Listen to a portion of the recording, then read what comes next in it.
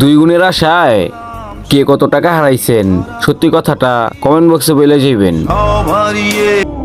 জুয়াখোর তার পরিণতি এই বেট বলেন, বাজি বলেন, জুয়া বলেন, জুয়ারি শেষ পর্যন্ত নিজের বউ, নিজের মেয়ে, নিজের ছেলে, নিজের আপনজনের ইজ্জত বিক্রি করতেও লজ্জাবোধ করে না। এত নিকৃষ্ট হয়ে যায় মানুষ।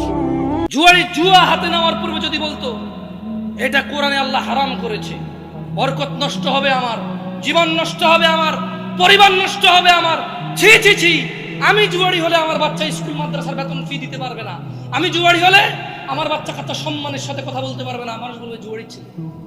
ও যদি এমনটা ভাবতো আর আল্লাহকে ভয় করতো যে ছি ছি সন্তান জন্ম দিয়েছে, ওর উপর এত বড় জুলুম করা ঠিক না। আমার মেয়েটা বিয়ের সময় মানুষ বলবো ওর বাপ জুয়া খেলে বিয়ে করিস না ওকে, ছি ছি ছি, মেয়েটা আমার ঘরে হলো, আমি জন্ম দিলাম, কষ্ট করে ওকে লালন পালন করছি, ওর উপরে এত বড় জুলুম আমার করা ঠিক হবে না, কারণ ওকে বিয়ে দেওয়ার সময় ও বিপদগ্রস্ত হবে, ভালো ঘর পাবো না আমি। এই মেয়েটা আমার ঘরে জন্ম নিয়ে তো কোনো ভুল করেনি, আমি ওকে এত বড় জুলুম করবো না। ওয়াত্তাকাউ, যদিও ভয় পেত জুয়া খেলার ক্ষেত্রে, ওয়াত্তাকাউ যদিও ভয় পেত ফজরে ঘুমিয়ে থাকার ক্ষেত্রে, ওয়াত্তাকাউ যদিও ভয় পেত সুদ খাওয়ার সময়, ওয়াত্তাকাউ যদিও ভয় পেত মিথ্যা বলার সময়, ওয়াত্তাকাউ যদিও ভয় পেত জানাবে বিচারে লিপ্ত হওয়ার সময়, ওয়াত্তাকাউ যদিও ভয় পেত ঘুষ খাওয়ার সময়। কোথায় বলছে আল্লাহ? কোরআনের কোন সূরায়?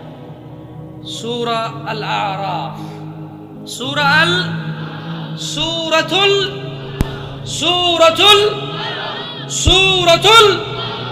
আয়াত নম্বর 96।